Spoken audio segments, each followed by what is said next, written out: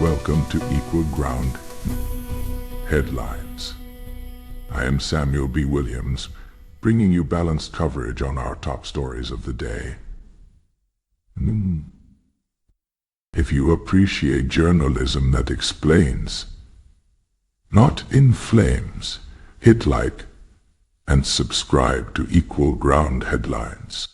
In business news, Tesla boss Elon Musk, long a fixture of global headlines, is making major moves on two fronts, stepping back from Washington and doubling down on his companies. On April 22nd, Reuters reported that Musk will cut back his work for President Trump's administration to just 1 or 2 days a week. Starting in May, Musk has served 130 days as a special senior advisor overseeing the so-called Department of Government Efficiency. DOGE, a controversial initiative aimed at pruning government bureaucracy. On a conference call this week, Musk told investors that starting probably next month, in May, my time allocation to DOGE will drop significantly. The move comes as Tesla's board and shareholders have been pressing him to return to full-time focus on the electric car maker. Amid slipping sales, Tesla's deliveries have nosedived. This quarter, the call revealed, and Musk's political adventures have drawn public protests. Tesla's stock has fallen roughly 50% since its December peak. Musk himself said the major work of setting up DOGE was done, suggesting his sweeping restructuring of multiple federal agencies is largely complete. DOGE, under Musk's direction, has aggressively re-engineered or moved functions across government. On today's call, Musk emphasized that the project has been transformational. DOGE claims to have saved U.S. taxpayers $160 billion so far. However, even DOGE's website admits its own calculations have been rife with errors and corrections. Musk's critics say the savings are wildly overstated. They point out that the agency produced last year's budget, which he bragged about, was later shown to contain several unexplained funding cuts. Still, Musk told reporters that DOGE's restructuring, though unpopular on Capitol Hill, will leave behind leaner, more efficient agencies. As he winds down his White House duties, Musk is shifting attention back to his sprawling business empire. One big win: SpaceX has just secured a huge Pentagon contract. The U.S. Space Force announced on April 4 that it will award $13 in launch contracts to SpaceX, United Launch Alliance, ULA, and Blue Origin through 2029. SpaceX clinched 28 of the 54 planned missions, valued at about $5.90 billion, reaffirming it as the world's most active and dominant rocket provider. ULA, Boeing Lockheed, got 19 missions, $5.30 B, and Jeff Bezos' Blue Origin secured 7 missions, $2.30 B. In short, SpaceX will fly the majority of Pentagon payloads, using its Falcon 9 and Falcon Heavy rockets. This cements Musk's grip on military space launch capabilities. It's a clear sign that SpaceX is expected to remain the U.S. military's workhorse into the late 2020s.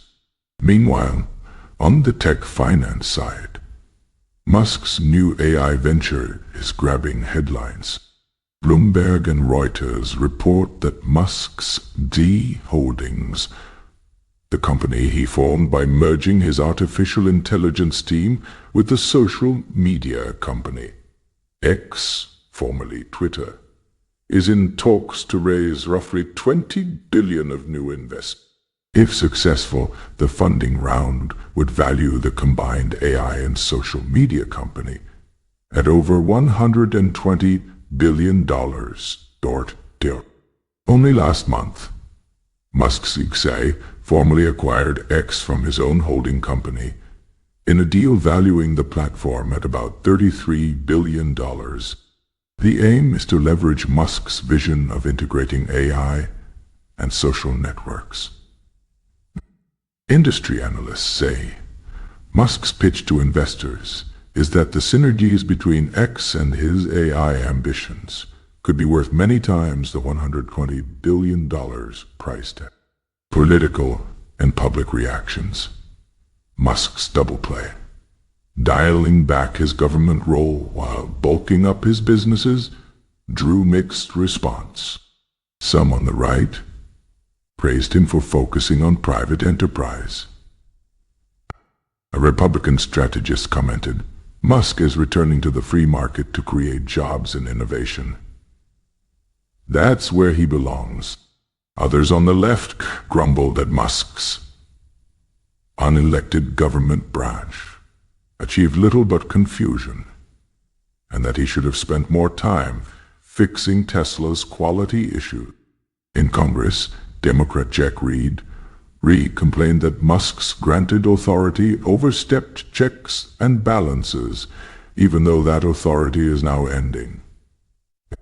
Then, Mitt Romney praised Musk's entrepreneurial spirit, but said, "Let's see if these DOGE savings hold up to scrutiny."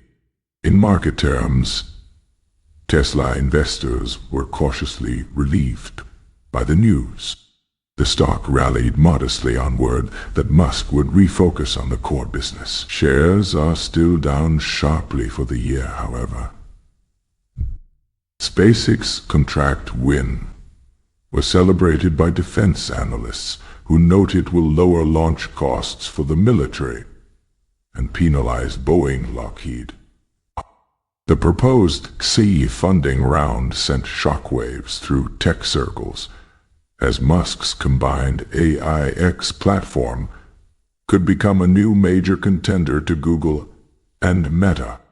For now, S's operations remain separate, but the funding talk has fueled speculation of new AI-driven features and an overhaul of content moderation. Looking ahead, all eyes will be on Tesla's Q1 earnings call later this week, where Musk's time allocation and his new AI project plans will be key topics. The White House also expects to name a successor to head DOGE once Musk steps back, in an effort to institutionalize the cost-cutting reforms, if possible. In short, Musk's influence in Washington is receding, but his clout in industry and Silicon Valley is growing. As one tech investor put it, Musk is betting big on the future, space, and energy, and leaving the political show behind.